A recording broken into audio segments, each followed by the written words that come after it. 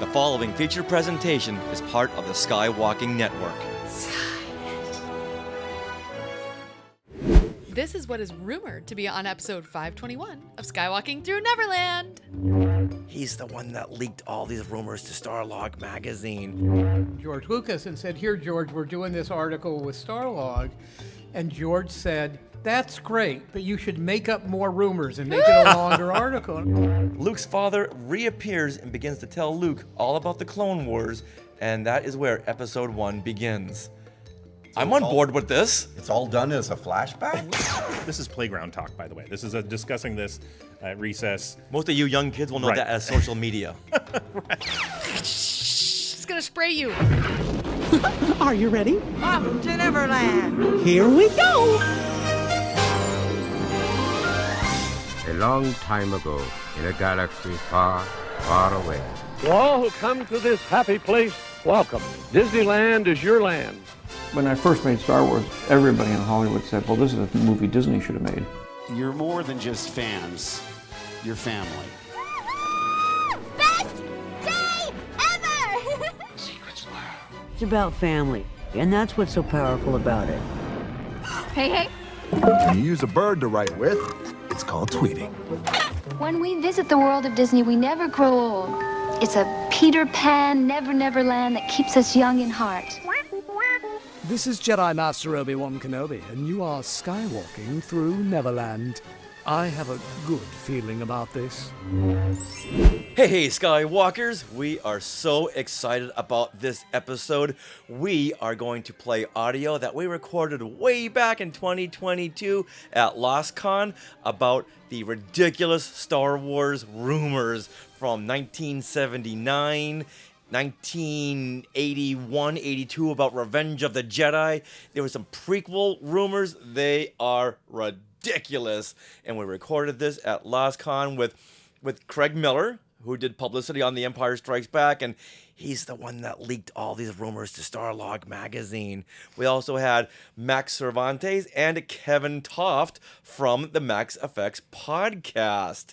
And we're going to play it for you on this episode. Up until now, it was just available to the Skywalking Force. But now, we get to all enjoy it. Travel back into the late 70s, early 80s.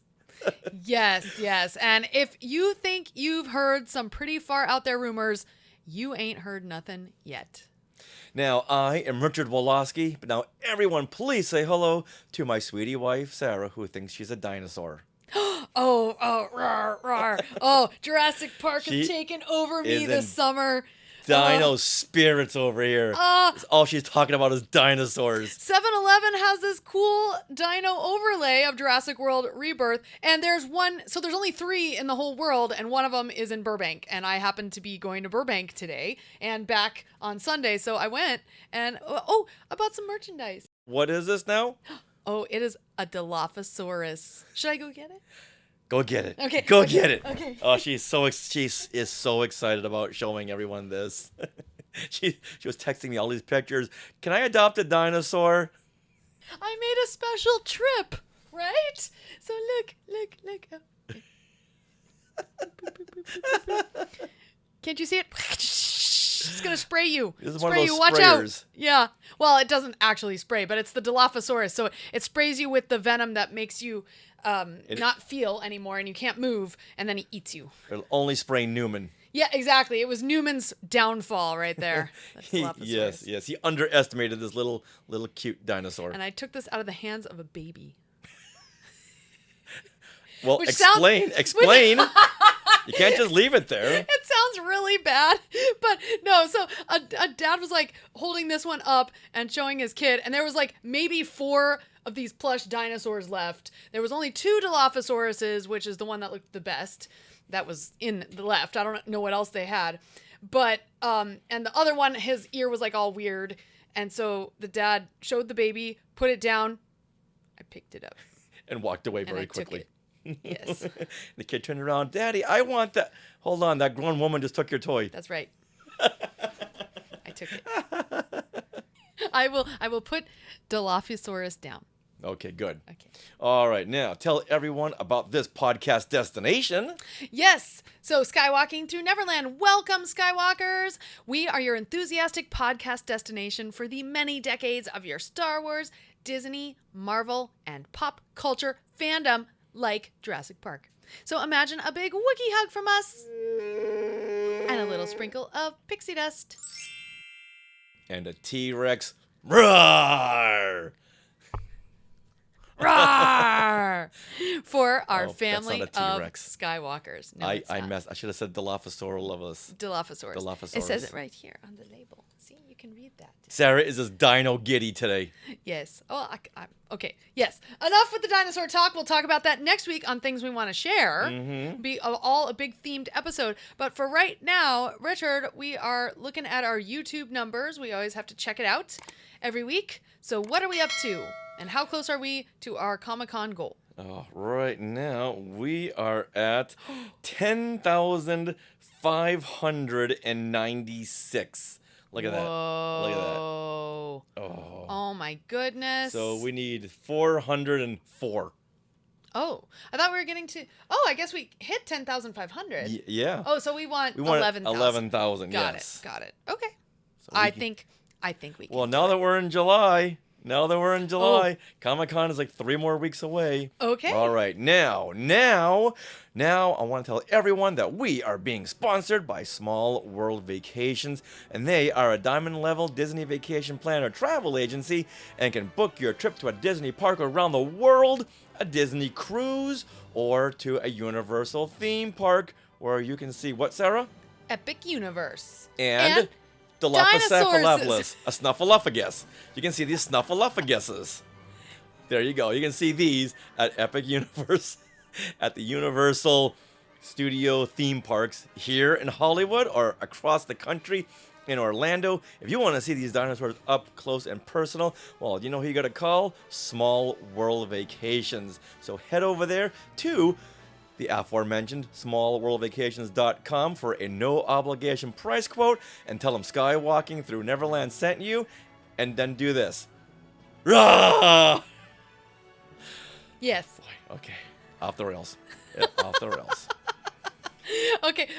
Well, Skywalkers, we are recording this from Long Beach, California on July 1st, 2025. So, Richard, what happened today in Star Wars history? Well, we have got to wish David Prowse a big 90th birthday. A posthumous birthday wish going out to Mr. David Prowse, who, of course, played Darth Vader in the original Star Wars trilogy. And he reprised the role of Darth Vader in the interactive video board game from 1996. Oh, I think I played that. We did, because I found that at a thrift store when we were in Texas. Wow. And he didn't have a price tag on it, so the mom had to call up the son to say, how much was this? And it was like 2 hours. That's right. The guy said, $20. Like, okay, done. I just wanted the videotape.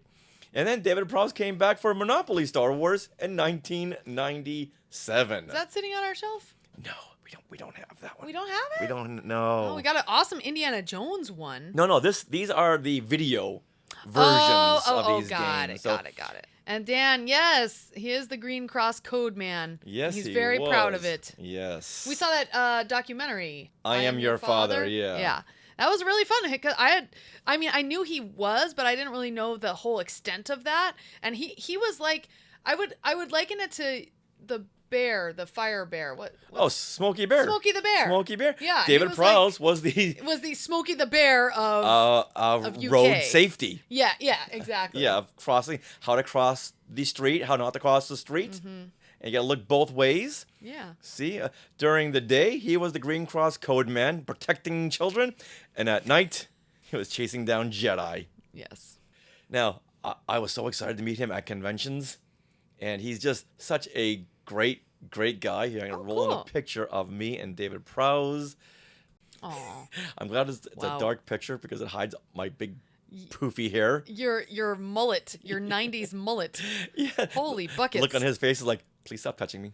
Please move away. You're like holding his shoulder and his shoulder's like up here. Yeah. He was just a nice guy who just loved talking about Darth Vader. Oh, Glenn Stein is here. Coming in with he has the video game that you talked about. What was that? The interactive video board game? Now, that is on a VHS tape. Oh, well, yeah. So I don't think a computer can run that, Glenn. You never know. Glenn, see what happens when you put a VHS tape in a hard drive, okay? And get back to us. Oh, Julie's coming in with a hey. So, once again, we got to wish David Prowse a big 90th happy birthday, wherever you are in the Force. Now, hang on to something as we go through the early days of ridiculous Star Wars prequel and sequel rumors. Unfortunately, we did not video record this LosCon panel, so we just added in lots of pictures. Have fun!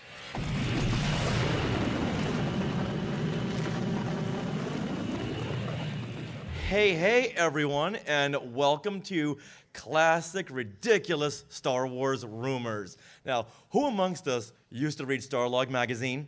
Yay! Fantastic Absolutely. Films? Yay! Famous Monsters of Filmland? Yay! Star Warp? Never heard of it. Star Force? Nope. All right.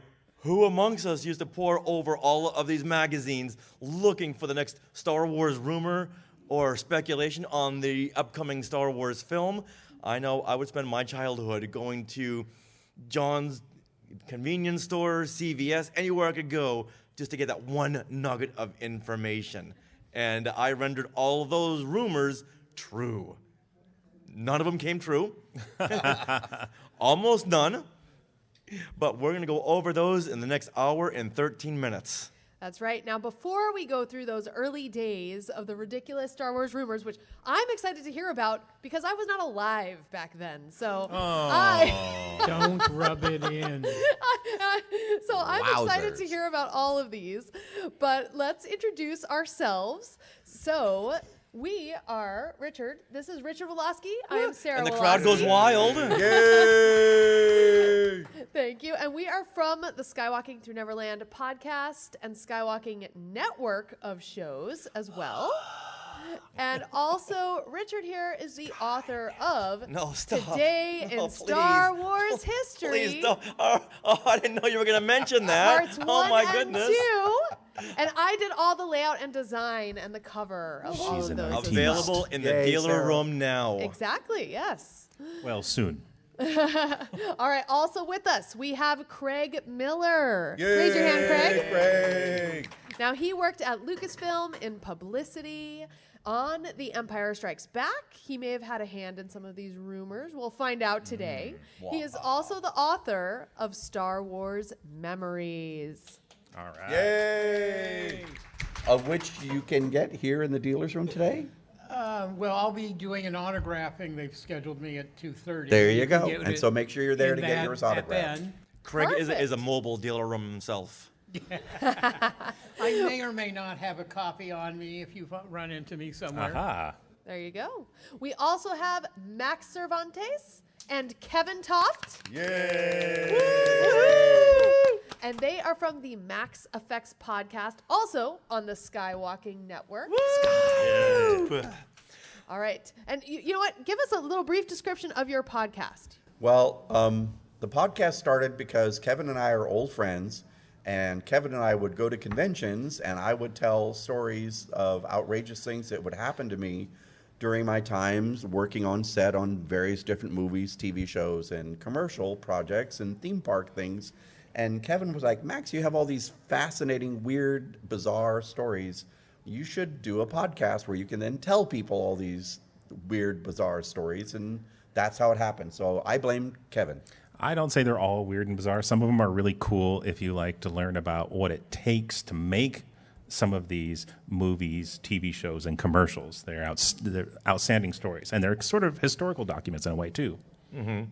And for that reason, I decided to start doing the podcast for that reason. Also because I want other people to know about other people in the businesses of histories. Because unfortunately, we're all of an age where a lot of all of the old timers are beginning to pass away, and I want their stories preserved. All right, Craig, why don't you tell us a little bit about your time at Lucasfilm, because that will roll right into some of these Star Wars rumors. I came on board Lucasfilm the summer of '76 as a consultant originally about fandom, comics fandom, science fiction fandom, conventions, that sort of thing. And then I was brought on staff full time right after Star Wars opened, and I stayed through the release of Empire Strikes Back as a publicist, as a my title was Director of Fan Relations. I created and ran the official Star Wars fan club and designed all the giveaway stuff and wrote all the issues of Bantha Tracks for 3 years, and was also producer for Lucasfilm on a lot of projects like Sesame Street, where I operated R2-D2 and supervised all of our shooting and did a lot of stuff like that. And one of the things I did was, while we were publicizing The Empire Strikes Back, we were also trying to confuse people about The Empire Strikes Back. George wanted everyone to know about it, and of course he wanted everyone to come see it, but we didn't want anyone to know what was going to be happening in the movie until they actually got into the room and was watching the movie. And so one of the things we did, which I don't know if I told you about, is we wrote up a fake synopsis, an entire synopsis of the plot of of Empire Strikes Back, and leaked it to fans. And it says on it, final synopsis. And we knew that way we knew, because that meant FS for fake synopsis. Well, that's going to roll right into the first topic here. So let's go back to 1979. We're all alive in 1979, right? Sure. Except some of you? No? All right. Now, one of my most memorable set of rumors for The Empire Strikes Back appeared in Starlog issue 31, and this one has got Craig's fingerprints all over it. Now, there was an article titled "Stalking the Empire Strikes Back with Ear and Typewriter." And in the article, it says that Craig Miller was asked to look over circulating rumors. But Craig, who planted these circulating rumors? Sounds like you did. Well, yeah. We got along with the guys at Starlog, and we'd worked with them on Star Wars, and since then. And so we wanted to do, this was a twofold thing. We wanted to do something good for them, which is the photos that ran with the article. This is the first place they appeared, and we'd released almost nothing. This came out in, I think, December of '79. Yeah. So they broke these photos, and almost no other publication had anything but the Luke on the Tauntaun photo. So they got to do that, and I gave the editors there a long list of rumors, and then Dave wrote the article with all the different rumors about what was in Empire Strikes Back. And a few of them are real. A few of them were things like, there's an ice planet, because we'd already told people there was an ice planet. Yeah, and in the trailer, too. And it's in the trailer, right. So, those things are real. And then there are a lot of things. There's a jungle planet, there's a desert planet, there's a this. It even says Darth Vader is Luke's father. Obi-Wan Kenobi is Luke's father. Han Solo and Darth Vader end up having their life forces merge into each other during a lightsaber battle. Let me read this. All kinds of stuff. Now, were you responsible for this? In this issue, it says, near the climax of The Empire Strikes Back, Han Solo crosses lightsabers with Darth Vader. When the sabers are fused together, their life forces are intermingled. Luke has a chance to come to the rescue, but if he kills Vader, he might also kill his friend too. Dun, dun, dun. And it might have looked something like this. Yeah, I'm responsible for all of the rumors in there. Dave wrote the article, and he sent me it, and I showed it to George Lucas, and said, here, George, we're doing this article with Starlog. And George said, "That's great, but you should make up more rumors and make it a longer article." And I said, "I already wrote all of these rumors." Said, "Good, write more." And so that's why the article actually ends with, and so we showed this to Craig Miller at Lucasfilm and asked him to comment, and my comment is that some of the ones in their article are real and some of them aren't, but I wouldn't tell them which. And by the way, here are a bunch more rumors, a few of which are real, and those were the ones George wanted me to add. Wow. Awesome. Now, Kevin, when you see something like this, would you have believed this when you had read it? I don't think as an 8-year-old I would have believed that. No offense, Craig.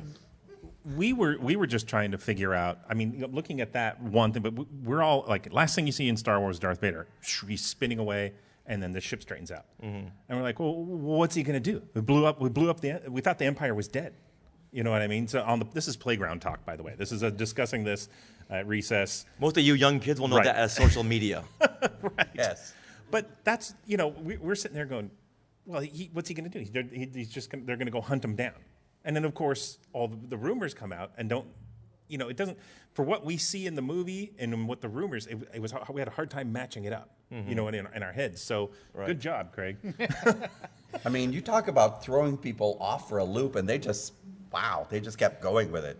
Yeah, well, I mean, the thing is, people are hungry for it, and I always felt George was kind of overly concerned.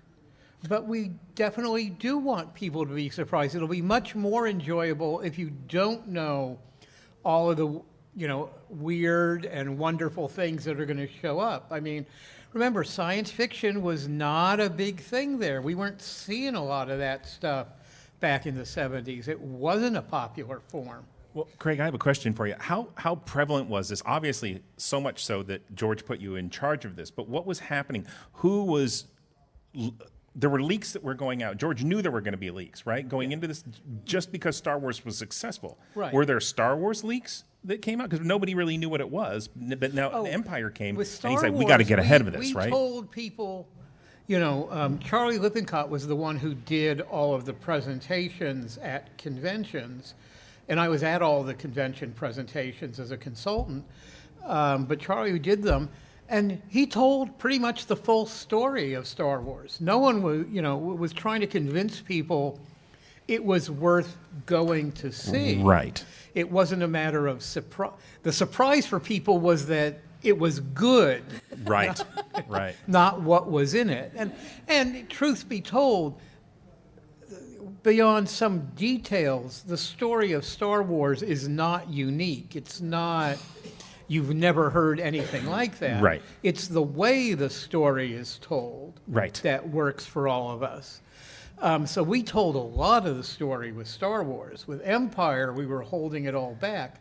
Because it blew up and it became the audience hooked. Right. From the first film. Yeah, it was a completely different thing selling Empire than selling Star Wars. But since it hadn't happened yet, George was kind of getting ahead of it by saying, okay, we've got to leak stuff because people are going to want to Well, it wasn't George's idea to leak stuff, but he was.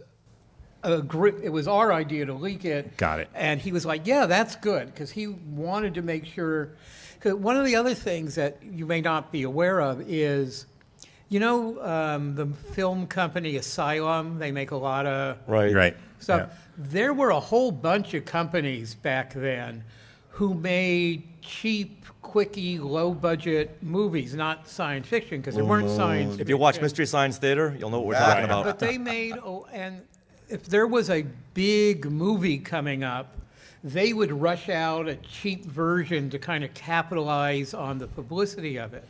And George wanted to make sure none of those companies tried to make, they were making cheap science fiction movies, but he didn't want them to know what was going to be an Empire to make something that would be very much like Empire. Very savvy. Were there any specific rumors that he wanted to spread himself?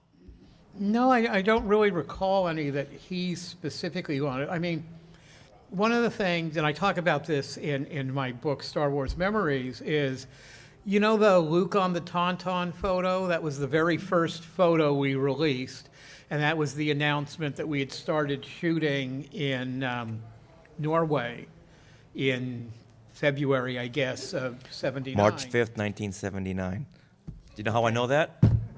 Today in Star Wars history. And we had two versions of that photo, and one of them was sort of head and shoulders. It was the tauntaun right about here, and Luke is sitting on it, and you see the neck and the head, and it's a cool photo. And there was another version from a little further away which showed much more of the tauntaun, including his little, T-Rex arms and stuff. And I wanted to release that photo. And George was like, that shows too much. Just do the head and shoulders one. And I'm like, it looks like we put ram's horns on a camel. If we show the arms and show that it's bipedal, it's like, this is a really alien creature. Right. It's really something. But he was like, no, just the head and shoulders shot. And that's what we released at first. Later, the fuller body shot we did release a couple months later. But, he really didn't he wanted as little as possible out there. Now, I'm not going to say that I stole that issue of Newsweek, but I think with that image first appeared, I'm not going to say that I stole that from a friend's coffee table, because that did not happen. That did not happen. I think the statute of limitations is passed. Right. All right, let's go over a couple more of these rumors. All right, Craig. Talk about this one here. Luke, Han, and Chewbacca pass through a time warp and end up fighting in the Clone Wars with Obi-Wan and Luke's father. Disney Plus, are you listening to this? Right. Who would not want to see that? Doesn't that make sense? Yeah. Makes a whole lot of sense. Like that could be the plot. That would be awesome. Well, it does now with the world between worlds, which exactly. we know is a possible with thing. all these multiverses. Kevin, you've just made the title right there. Star Wars: World Between Worlds. There it is. Oh my God, who wouldn't want to see that? Hi, John Favreau. I have a Facebook if you want to contact me. What did you think about this one? Did you put any kind of backstory into that, or was it just that one line? I was just making shit up, guys. There was no, we could do this as an actual movie. It was like, it was like, okay, it's like all the different worlds. What kind of planet could we have? Right. Just add, and they all make sense. You could tell all these as stories. We just weren't. Oh, man. All right, here's another one. Luke convinces Han to accept the teachings of the Jedi. He initiates him, and from there, they grow and learn together. Yeah, that one's completely unbelievable. That sounds like some weird fan fiction. If anyone who had seen Star Wars, okay, who's the writer of this? Who's this Craig Miller fella? Do you recall writing that one and thinking, no one's ever going to believe this? Yeah. He's not one to put aside and say, let's really take it easy and learn the ways of the Jedi. He doesn't believe in it. No? No, of course he doesn't. Hokey This religions. wasn't about profound thought. This is just Right. what weird stuff could we come up with? How to cross him up. Yeah. Right? All right. So in this issue, you also go over some things about Boba Fett. Oh. And it says here, he will rival Darth Vader for sheer terrorism. Dun, dun, dun. Wait, hold on. Have we seen this plot yet? No, not yet? Not yet. Okay. All right. It'll get there. All right. Also, he is a remnant of the old shock troopers who once made stormtroopers look like crossing guards. Well, that's kind of true. Yeah. Now, at what point? Because this is the first time I've ever heard of shock troopers, and I was so excited because we see here in this article snow troopers. So now we're getting more troopers other than stormtroopers. Was this a George Lucas thing, the shock troopers, or who came up with this? I don't really remember. It just seemed to make sense. I don't remember if George had you. See, I'm always confused by we now have snow troopers and we have sand troopers. So the stormtroopers were from a rainy planet. I don't know. Stormtroopers with different armor. Yeah. With different weather appropriate apparel. I mean, the shock troops is just a military term for the kind of soldiers who go in and scare the shit out of a populace by doing terrible things. And I just use that term, the shock troopers. And, Right. They don't carry defibrillators. That got my imagination soaring. Because it also says that Boba Fett wasn't a shock trooper. He just adopted their uniform as a symbol of his nefarious purpose. So that spoke volumes. What is that going to look like, and what kind of nefarious purposes does he have?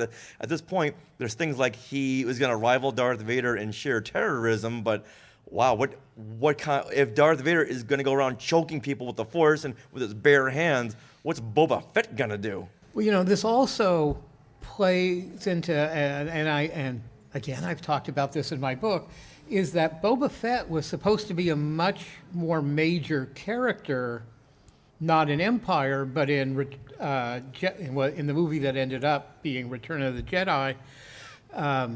He was supposed to be the villain in Return of the Jedi. The whole thing with the redemption of Darth Vader and the overthrow of the Emperor was supposed to be in the next 3 movies. Oh. And then George decided not to make the next 3 movies. And so that meant in order to end the saga and have the redemption of Darth Vader and the overthrow of the Empire, there was no room.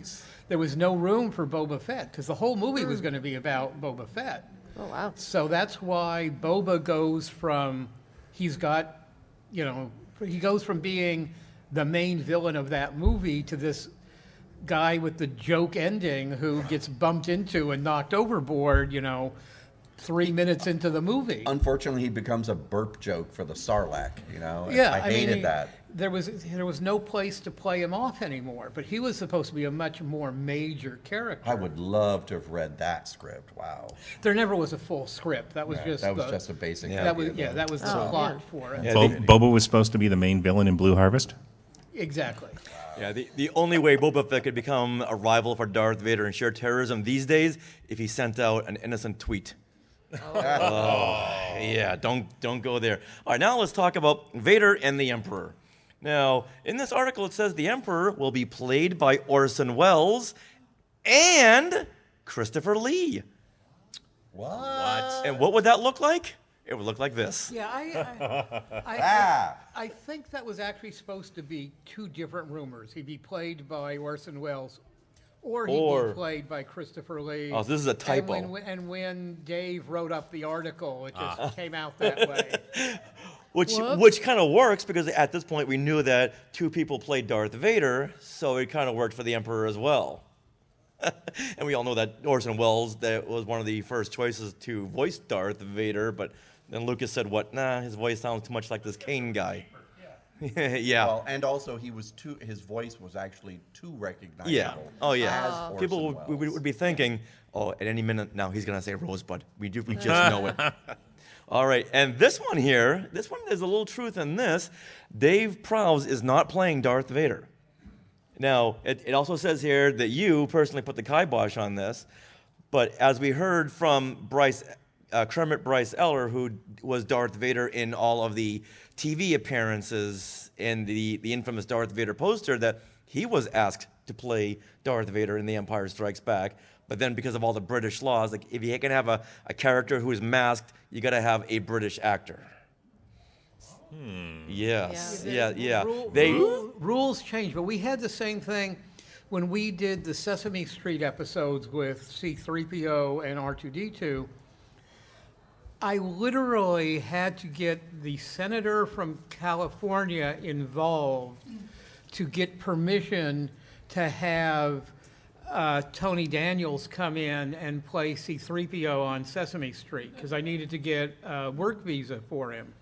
And the rules were if the character was wearing a mask, you had to hire an American. You couldn't get a visa for a foreigner. For a foreigner to do that.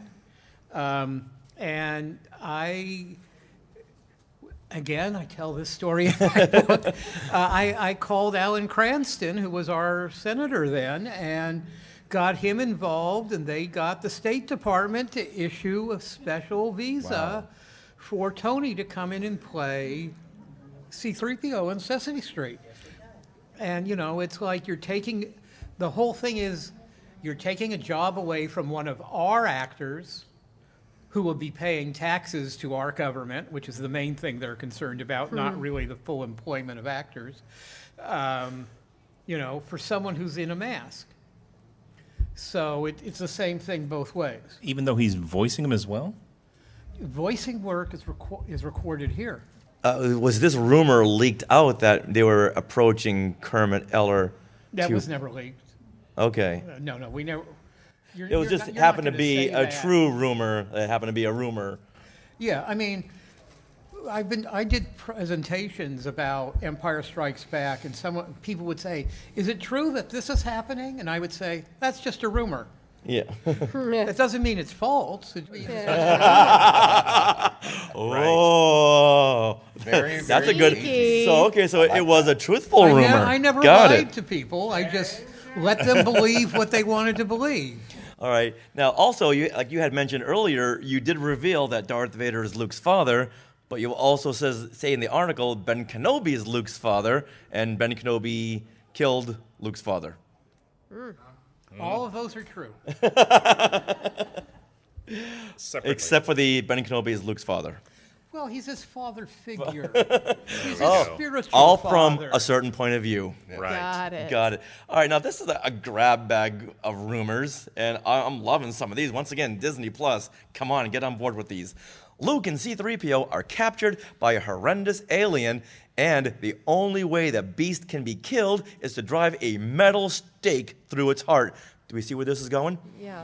And the only metal around is C-3PO, who Luke melts down to fabricate a weapon. No. Craig. He just used his finger. He just put the finger to him. Give him the finger. Yeah. Disney Plus, if you're listening, we don't want that one. But can you imagine the scene where you tell C-3PO you got to jab your finger into his heart and the whole back and forth on that? That would be a great scene. Ooh. Especially with except for Anthony Daniels. Yeah, I mean, getting Tony to play, I don't know if I can do that. Oh, please. All you need to tell Tony you're going to get paid for it. He'll do it. Well, yeah. no, I'm not talking about getting Tony to do it. Getting C-3PO to do it. Right. Yeah. Okay, now it says the Millennium Falcon falls through a black hole with Luke, Leia, Han, and Darth Vader on board and travels through time. Another time travel. I love these. Wow. Yeah, there's a theme going here. Yeah. I mean, that George's, the story that George knew the entire saga and it was all worked out and Star Wars was just part of it. He kind of vaguely sort of had an idea, but everything was made up as we went along. And clearly, I mean, not completely made up as we went along, but, Han was in Carbonite because Harrison hadn't signed a contract for a third movie. So put him on ice. Literally. So, if he's not going to come back, you don't defrost him. That was the whole point. Just of make that. cocktails. All right. Well, you know what? This travel through time rumor continues. As they travel through time, Han and Chewie meet travelers from Earth's 13th century who battle stormtroopers with crossbows and catapults. Oh, Does that sound like anything we know? Yeah, sound a little Ewokese there. Yeah. Or Wookiee planet Kashyyyk. All right. Yeah. All right, now a couple more of these. Luke and Han enlist a race of winged dolphin creatures called Quarren. Oh. Quarren, who we later see in Return of the Jedi as the squid face creatures, on a jungle planet to help in their fight against the Empire. See, before I did some research on this, I didn't know that Quarren went back to 1979. Just the name. Oh. I think that's just coincidence.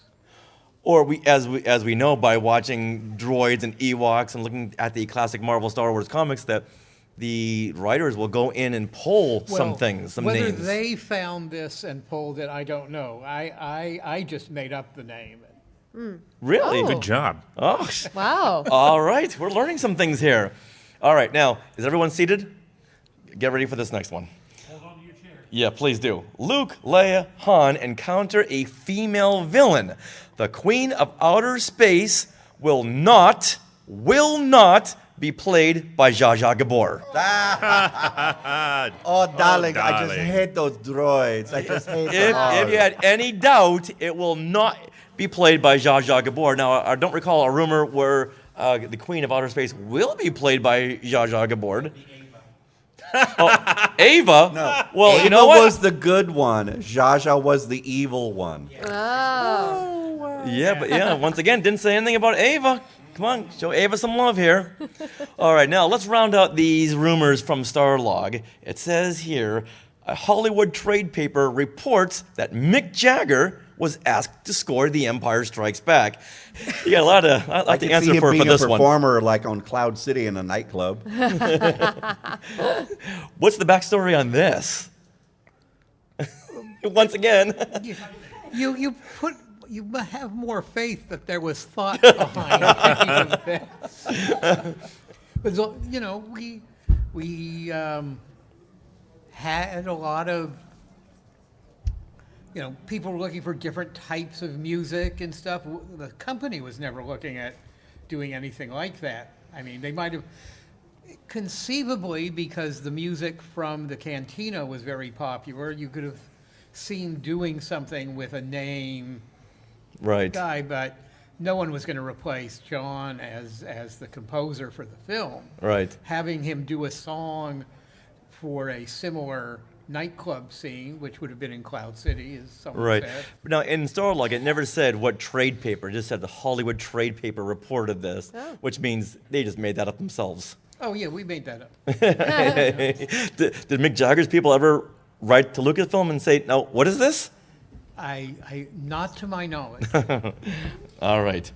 Now, let's go on here to the title of Star Wars II, The Empire Strikes Back. And in a 1978 issue of Starlog, a fan wrote in to question Gary Kurtz's announcement for Star Wars II, The Empire Strikes Back. All right, we're going to read this here. We were going to call this movie Star Wars Episode II, The Empire Strikes Back, but we ran into some problems. Although this story is a direct sequel to the first movie, we have 3 more stories that we eventually want to film that actually occur before the point where the first Star Wars begins. So, we've been toying with the idea of ignoring the numbers completely. We'll give each movie episode a unique title. If we had to give each film its true number in the series, this movie would be called Episode 5, The Empire Strikes Back. The first film would be called Episode 4. Can you imagine how complicated it would get? Can you imagine? No, in fact, we had instructions never to call it Star Wars 2. Oh, wow. We always did internally because you had to call it something. Right. And it didn't have a name yet. But George didn't want it to be Star Wars 2. He didn't want people thinking of that. So I mean, we might have slipped up and somewhere it gets called Star Wars 2 early on, but we very much didn't want to use those numbers. And it got the Empire Strikes Back title, again, I talk about this in the book, because Gary was in Japan doing publicity, and he was constantly bombarded by Japanese reporters asking him what the title would be. And he just, off the top of his head, said, it'll be called The Empire Strikes Back. Whoa. And that got reported worldwide. Wow. And it was decided, well, you know, it's not actually a bad title. At what point did George Lucas say, that's pretty good? Well, I mean, that's basically what happened. It was, you know, okay, we'll use that. It's not bad. Did George ever have any kind of alternative titles? No, that's the only title we ever. I mean, if George had any other ideas, well, if George had an idea, it would have ended up being whatever his idea was. But if he did, he never mentioned it to anybody. Mm-hmm. And now this whole number thing, when do you recall when that came into play? Because it sounds like Gary Kurtz was all against doing the Roman numerals. Yeah. Well, despite what a lot of people think, Star Wars was never called originally Episode 4 or A New Hope. Right. It was only after, it was the re-release, not in 78, but the re-release in 81. In 81, after Empire came out. Empire was called, you know, Episode 5, The Empire Strikes Back. For the 1981 re-release, the episode 4, A New Hope, was added to the crawl. Okay, now let's jump ahead to another Starlog issue that came out in 1979.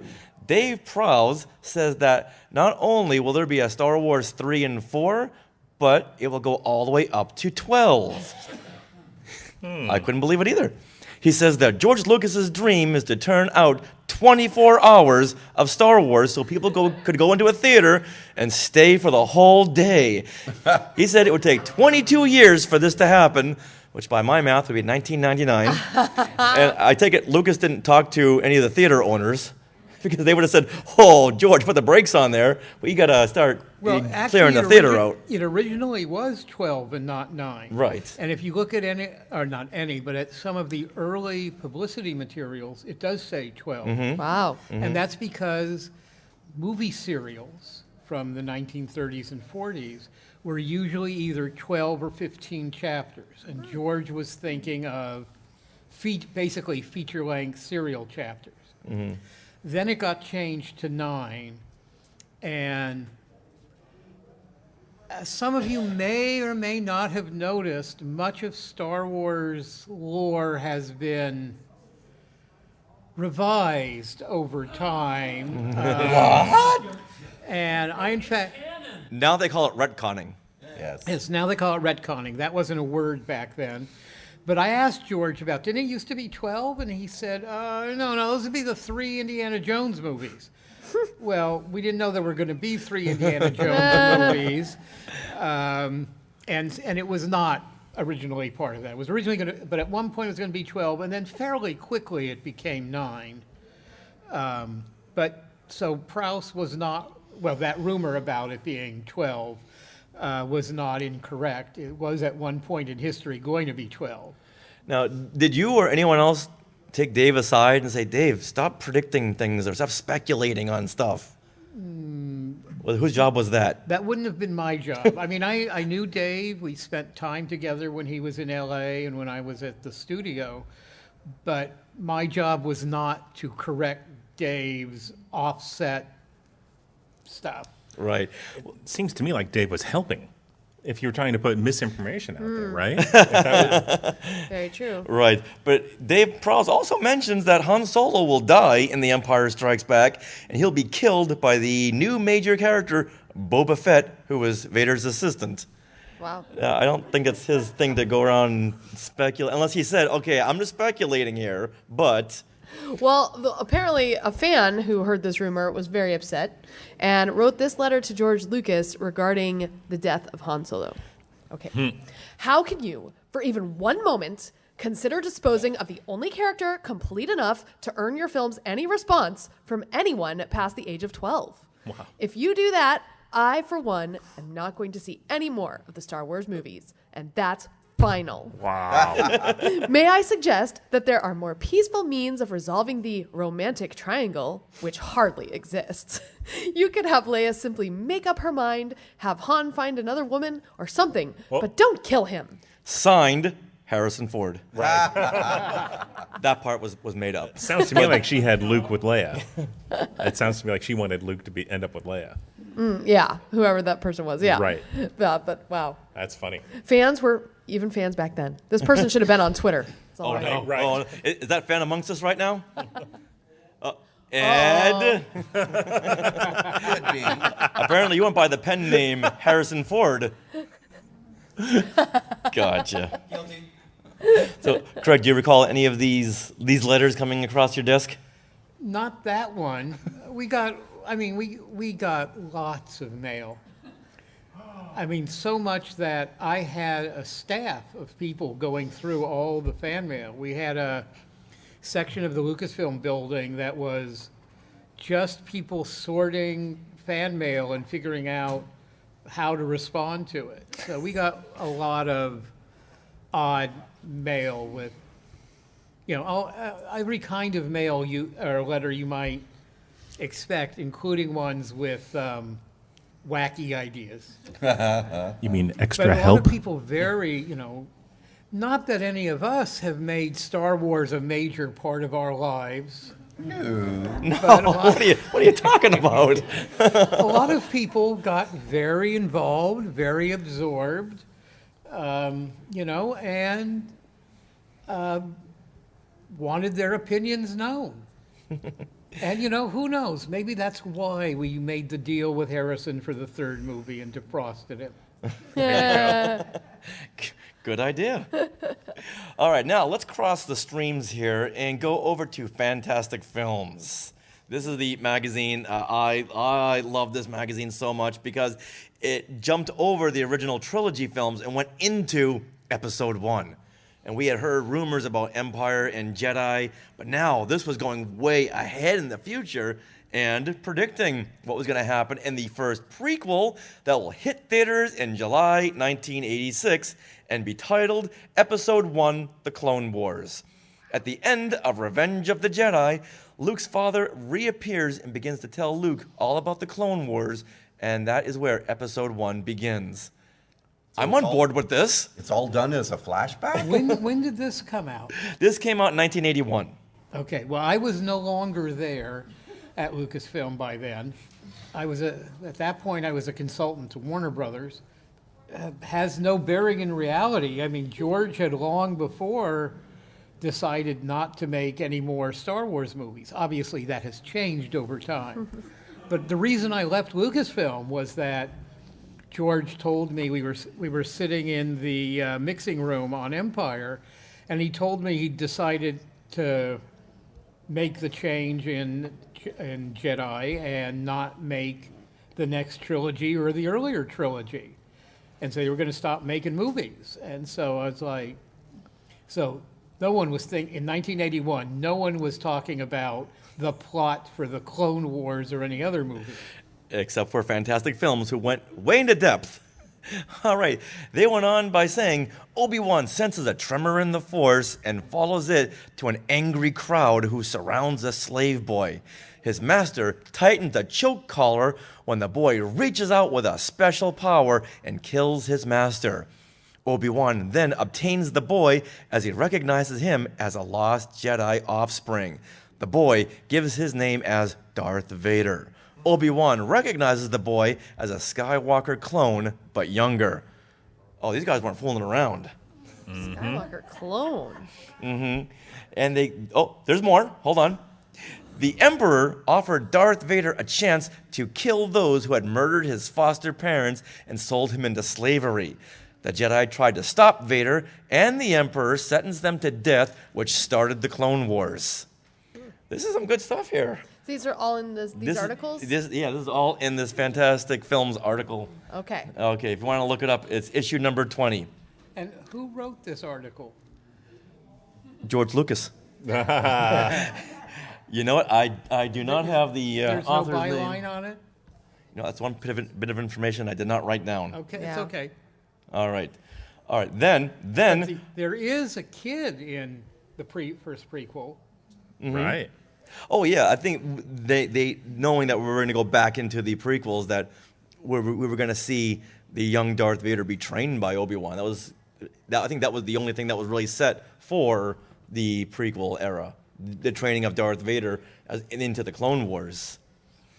Did Lucas ever talk about anything of the Clone Wars to you? Or is that just another one of those throwaway lines in Star Wars? Yeah, it's writers call it laying pipe. We're putting stuff out there that we can come back later and do stuff with.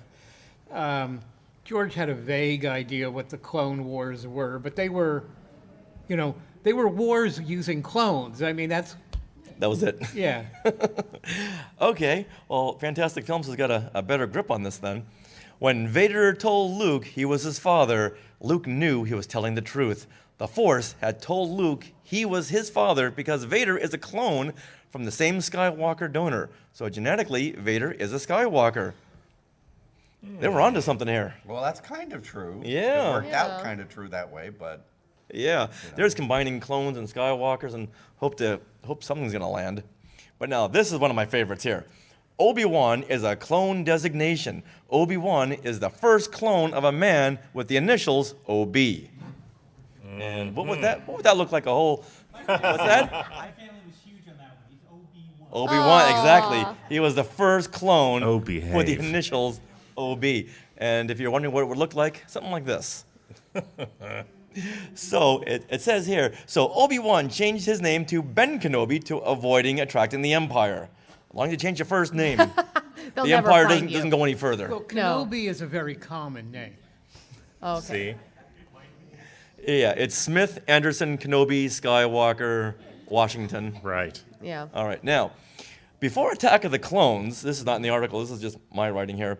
Before Attack of the Clones, there was a rumor that the shot in the trailer where Anakin beheads a Tusken Raider, fans thought that he was beheading Obi-Wan Kenobi and the Republic cloned Obi-Wan.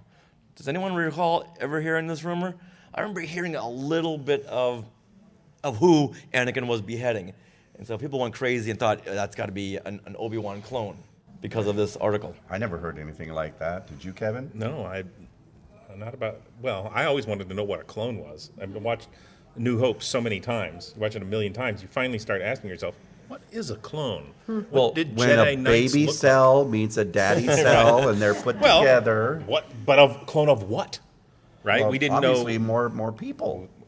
Well, it was also said that it was the whole Shock Trooper Boba Fett thing, that he Exactly. was the clones, and those were the clone troopers. I had more Which is questions. pretty much what they ended up doing. Yeah, exactly. There's Bozo the clone. Send in the clone. Krusty the clone. Drive carefully, you're in the clone zone. Yes. There we go. All Well, right. you know where they go get washed up? At the clone cleaners. Ugh. Max, you can see yourself out, please. All right. Now, here's some more Millennium Falcon rumors and speculation. Millennium in Millennium Falcon refers to the 1,000 generations of Jedi Knights before Luke. The ship was designed by Jedi scientists as Skywalker's private warship to protect his cover as a spice smuggler. Huh? What? Talk about some reach there. Yeah, but you gotta appreciate their originality. Oh yeah, I appreciate that. But boy, and that's a taking reach. what was said in the movies, like when Luke said, "My father didn't fight in the Clone Wars; he was a navigator on a spice freighter." Someone just took that and ran with it. yeah. Like, okay, Millennium Falcon is a freighter, and we got to fit Anakin in there somehow.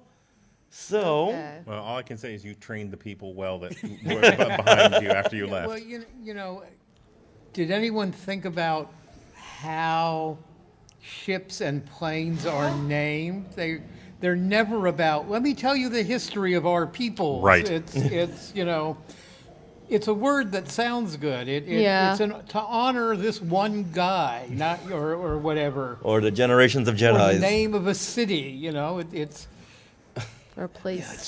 that just is like so little to do with how things are named. I mean, a DC-3 is named a DC-3 because it's Douglas Commercial Aircraft, DC, and then it's the third model of this particular type. Same thing with the Millennium Falcon. It's just a name that the present owner gave it, but has nothing to do with anything else. Well, just look at X-wings, Y-wings, We know it's A-wings, U-wings. YT Model 1300, right? It's a freighter. Yeah. Yeah, I mean the Millennium. There doesn't seem to be a model Millennium Falcon. That's the name of this vehicle. This particular Right. one. Right. yeah. X-wings is a Is a style model, of craft. Right. All right, they go into Boba Fett here as well in this issue. Boba Fett could be a girl. Boba could be a nickname if her name was Roberta. It makes sense, doesn't it? It ends in A. It must be a girl's name. And if you're wondering what that would look like, take a look at the screen over here. Now, when it says here, when Vader... There's some night terror fuel right there. Yeah, exactly. When Vader killed the Jedi at the start of the Clone Wars, Skywalker escaped and became Boba Fett. When he shot at Luke in Cloud City, he was trying to warn Luke of Vader's trap. R2 knew who Fett was, which is why he was bumping into Luke. It kind of makes sense. I could see that If I happening. drink enough alcohol, it might make sense. See, R2 agrees with me. Now, With Mark. that green hair, he looks like a Oompa Loompa. Yeah. That's the look we were going for. Now, Mark Hamill said in an interview while promoting the Big Red One Special Edition in 1980 about expecting the unexpected in Star Wars. He thought there has to be a twist with the other helmeted character. And he says, I kept thinking that Boba would be great if he took off his helmet and shake out her hair and it's Luke's mother. You'd go, wow, that's a double agent. Whoa. Dun, dun, dun. You know what? I thought maybe Mark Hamill was looking into 2022 and said, hey, you know what? Let's get some more representation in here. And he later said in Luke's Spin... father, we've got Luke's mother. Yep. It's like, how many more Skywalkers can we shove into this story? Grandfather. Now, he later said in Spin magazine that the twist would eventually make sense if Luke's mother had the mission to protect and watch over Luke during the events of the trilogy. Who's on board with this? I kind of like that. Nope. Okay, it's me and everybody else. Since this is an audio podcast, I can say everyone's on board with this. Nope, don't like it. Nope. Except for Max. Nope. All right, then. Are you on board with this? It says here, since Alec Guinness played the Emperor in The Empire Strikes Back. Wait, what? What? That's what it says right here. He played checkers with the Emperor. He will return to, yeah, exactly. He will return to play him in Revenge of the Jedi as a clone of Obi-Wan, making the Clone Wars a struggle against the light and the dark sides of Obi-Wan. Since Guinness was having eye problems during the filming of Empire, the Emperor will be blinded. Did they not have a fact checker? Just don't drink and write articles, kids. Did Alec Guinness actually have eye problems during the making of Empire? Yeah, that is true? Yeah. Was it just from age? Yeah, I think so. I don't really remember. But that's part of why he came in. He did all of his lines in one day. And it was just, he really couldn't do much or wasn't up to doing much. Yeah, and I was reading that he also couldn't do that many takes all at one time because the lights were so blinding. You had to step aside and come back again. Now, this article did say that the Emperor will return in the third Star Wars trilogy. Oh, they got one right. Somehow Palpatine returns. Nice. They got one right. But I don't know. Alec Guinness looks pretty good as the Emperor. Yeah. Somehow, nice. yes. Now, who here ever read the magazine Space Wars? Remember this magazine right over here? These cheapy magazines? Wow. That they would never cite their source. They would just say, we were reported this. And in this article here, who will Princess Leia marry? Any guesses? Any guesses? Whom will Princess Leia marry? The director. All right. We have Ed says Chewie. Max says the director. The director. Paul Simon. Paul Simon. That'll never last. Herself. All right. Y'all are wrong, okay? Because in the article here, it says Han sacrifices himself in killing the Emperor after he found out he had killed Han's family. Leia goes back to the Rebel base to announce that Han has died. She then realizes Luke has joined the Force with Darth Vader. Joined the dark side of the Force with Darth Vader. Vader appears and pledges his service to Leia after what the Empire did to her. She sees him in a new light and marries him. Marries Darth Vader? See, y'all didn't see that coming, did ya? That's disturbing. Yeah. As if kissing her brother was bad enough. She's going to marry her dad. Well, if I had known this got that kind of reaction, we would have put it up top. Yeah, no kidding. All right. Okay, let's wrap it up here with one more set of rumors from Ain't It Cool News. Remember when the internet first started? Yes. It would take you like a day just to load in a website like this. It says here, Christopher Walken will play Darth Bane in Episode 2. I recall hearing that. Wow. Christopher Walken will play Darth Bane in Episode 2. Strange. Yeah. Huh. Now, StarWars.com posts an article discussing Darth Bane. Some of the pictures in the post are named mshrek.gif and vinnycockety.gif, both names of characters from Christopher Walken films. So they were trying to throw people off there with these. Yes. They're not in Batman Yeah, Returns. We don't know that any of this stuff that we've been talking about for the later movies was actually planted by Lucasfilm or just were these magazines made up of a whole cloth. Yeah, I mean, look today at all the articles we see, in politics, explaining what's going to happen or why someone did this or that, and it's just the magazines or the websites doing clickbait for people to come. Exactly. But no one knows why those things happen. Someone's just written their explanation. And these magazines were basically the paper version of. Well, this is StarWars.com. What? This is StarWars.com. I thought you said it was the Star Space Wars magazine. Yeah, you said it was Space Oh, Wars. and then I said sorry. to wrap it up, and Ain't It Cool? Ain't It Cool? Ain't It Right. Cool News? Okay. Ain't It Cool? Yeah, so Ain't It Cool News should be retitled. Yes. Okay, so clickbait. let me re-explain here. Ain't It Cool.com. Right. And so in their news, maybe I didn't preface that correctly. Well, right, but Ain't It Cool wasn't part of Star No, Wars. not at all. Not at all. But what he's saying is that he went on to StarWars.com and saw some images that had the GIFs okay, that had Christopher Walken character names. Okay, that part I missed. Yeah. But Harry printed all kinds of stuff in Ain't It Cool. Right. But it also says that Lucasfilm threw in those images just to throw people off with those names that were hidden but not really hidden. Whoa. Yeah. So they knew what they'd be digging for. Yeah. On the, he just wanted the fans to keep on guessing. I mean, Walken's a great actor, but imagine his delivery in a lot of these things. Actually, what's interesting about this is it's spreading rumors in a different medium. So, like, Craig, when you were working, you were interviewed by these magazines, right? And that's the rumors you would send to them? Is that what happened? No. Well, with the Starlog article, it was very deliberate, and it's labeled as being rumors. Okay. And I provided them along, we only had paper back then. We didn't have email, so I would send them sheets of paper with a whole bunch of rumors typed up on it, and then Dave wrote the article. Oh, okay, that perfect. explained it. These are people.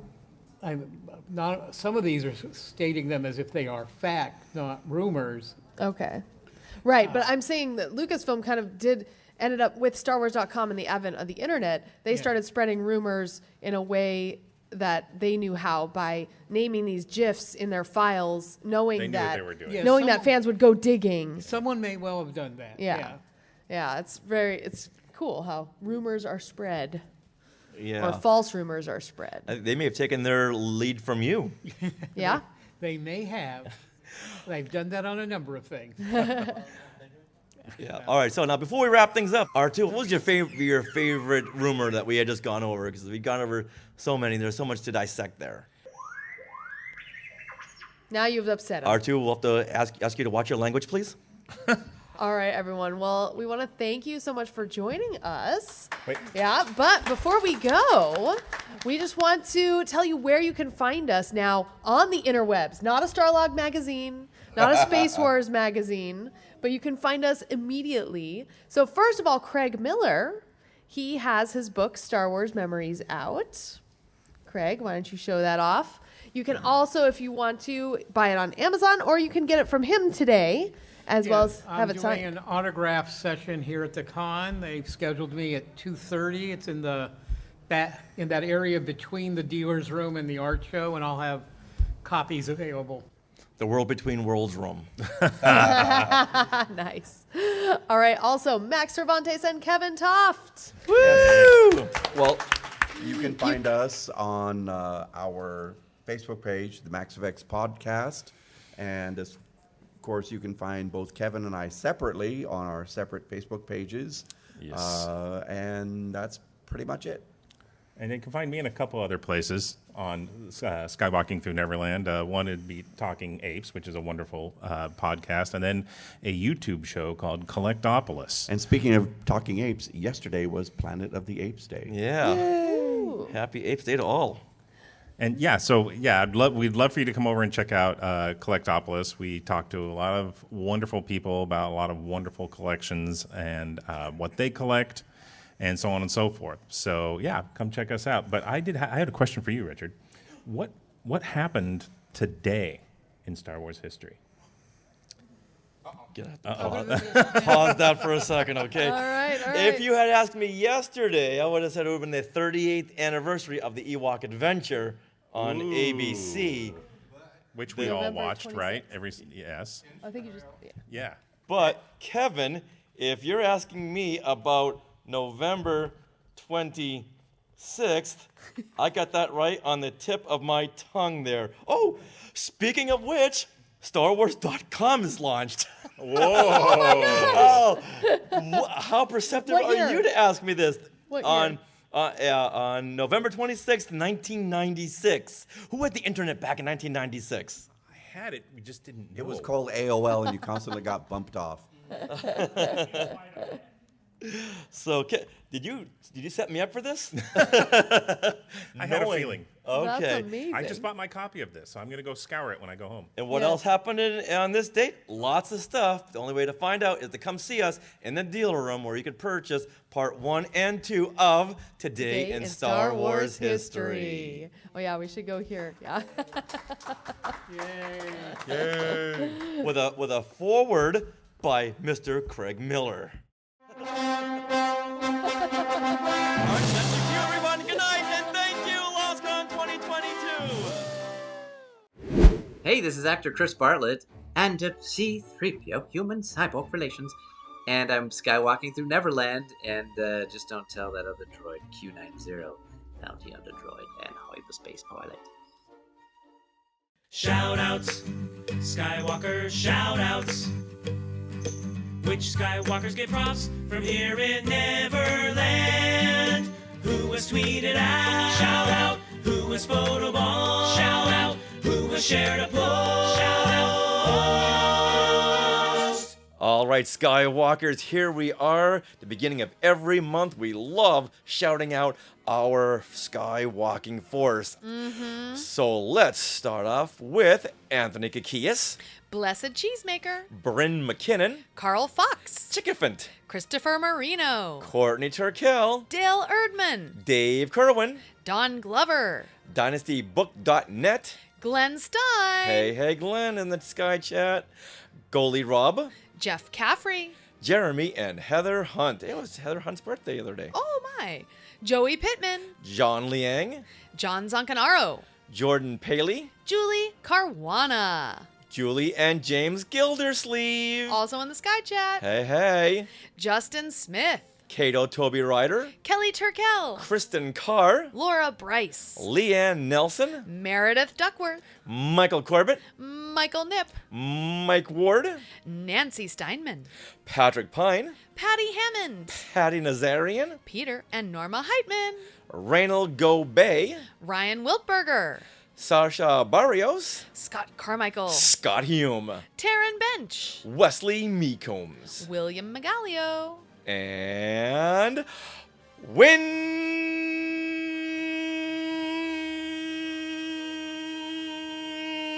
Patterson. There you have it. There you go.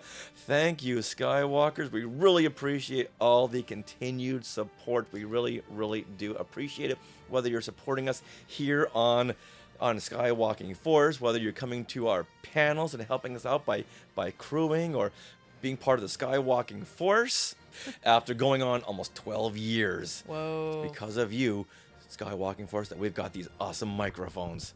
Those awesome microphones. No more of those Radio Shack microphones. No, those are silly. No, very silly.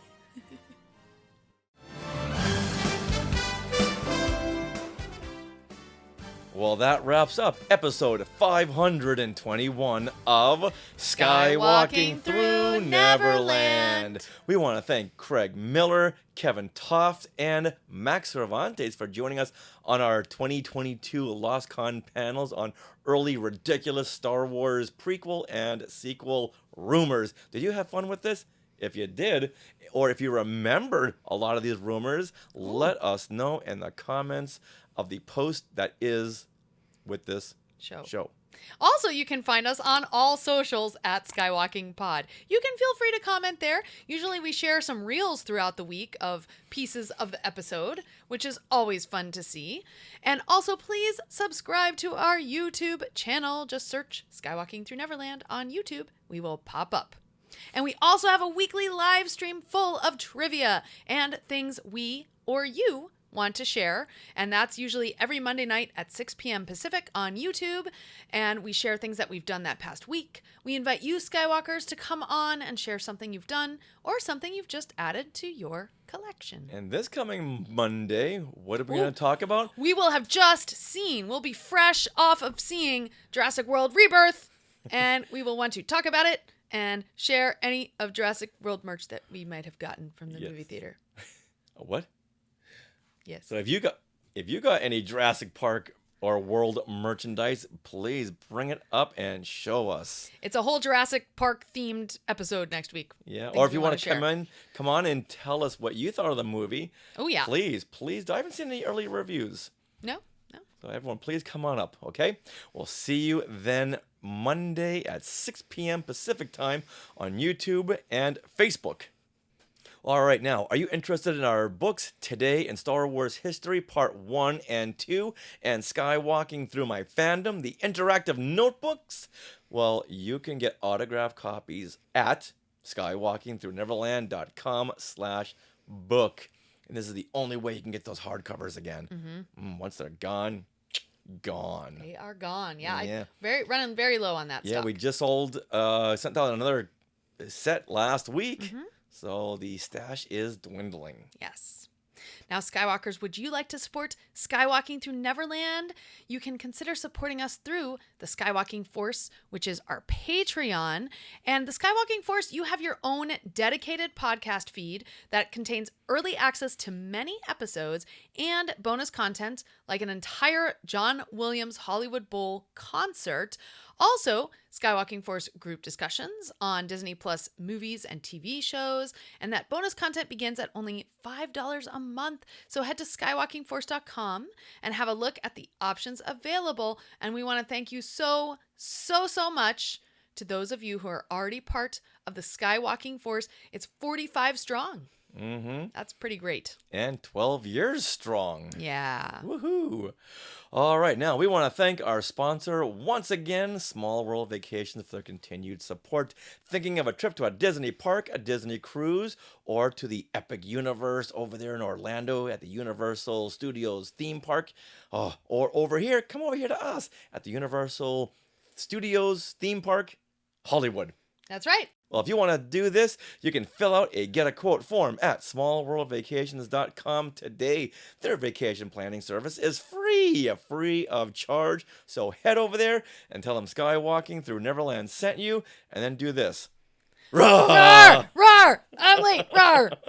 Roar. All right, now, Julie got the jump on us on this one. Yeah, she did. We are part of the Skywalking Network.